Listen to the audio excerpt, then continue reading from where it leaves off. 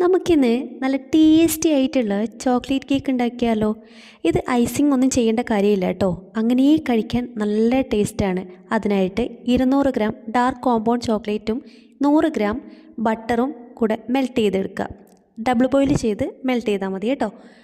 അതിനുശേഷം ഒരു ബൗളിലേക്ക് 6 എഗ്ഗ് പൊട്ടിച്ച് ഒഴിക്കുന്നുണ്ട്.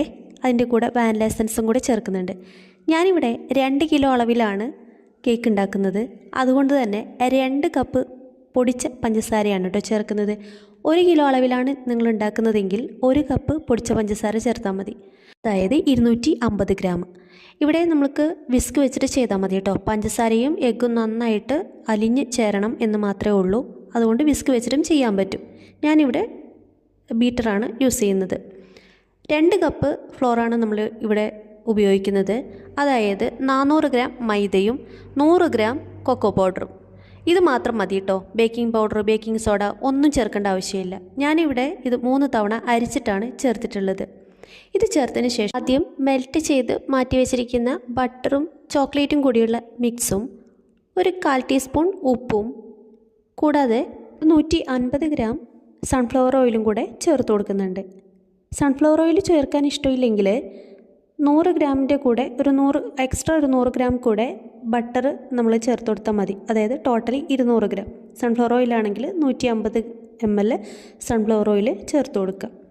അതിനുശേഷം ഇതെല്ലാം കൂടെ നന്നായിട്ടൊന്ന് മിക്സ് ചെയ്തിട്ട് നമ്മൾ ബേക്കിംഗ് ട്രേയിലേക്ക് മാറ്റുന്നുണ്ട്. 10 ഇഞ്ച് ടിൻ സൈസുള്ള ട്രേ ആണ് കേട്ടോ ഞാനിവിടെ എടുത്തിരിക്കുന്നത്. അതിനുശേഷം നമുക്ക് ഇതിൻ്റെ കൂടെ കുറച്ച് ചോക്ലേറ്റ്, ഡാർക്ക് ചോക്ലേറ്റ് ചെറുതായിട്ട് കട്ട് ചെയ്തത് കൂടെ ചേർത്ത് കൊടുക്കാം. ഒരു 50 മിനിറ്റോളം ബേക്ക് ചെയ്തെടുത്തതിന് ശേഷം ഈ ഫോമിലാണ് കേട്ടോ നമുക്ക് കിട്ടുന്നത്. ഇതിങ്ങനെ ചെറുതായിട്ട് കട്ട് ചെയ്ത് നമുക്ക് അങ്ങനെ കഴിക്കാൻ നല്ല ടേസ്റ്റാണ്. നമ്മൾ ബ്രൗണിയൊക്കെ കഴിക്കുന്ന ഒരു ടേസ്റ്റ് ആയിരിക്കും ഈ കേക്കിന് ഉണ്ടാവുക. ബ്രൗണിയുടെ ടെക്സ്ചർ അല്ല എന്ന് മാത്രം. നമുക്കിത് ഇങ്ങനെ കട്ട് ചെയ്ത് പീസാക്കി സൂക്ഷിച്ച് വെക്കാവുന്നതാണ് കേട്ടോ. പുറത്ത് തന്നെ 4-5 ദിവസമൊക്കെ സൂക്ഷിച്ച് വെക്കാം.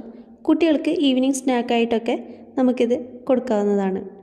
അപ്പോൾ വീഡിയോ ഇഷ്ടമായെങ്കിൽ ലൈക്ക് ചെയ്യാനും ഷെയർ ചെയ്യാനും ചാനൽ ഒന്ന് സബ്സ്ക്രൈബ് ചെയ്ത് കൂടെ കൂട്ടാനും മറക്കല്ലേ.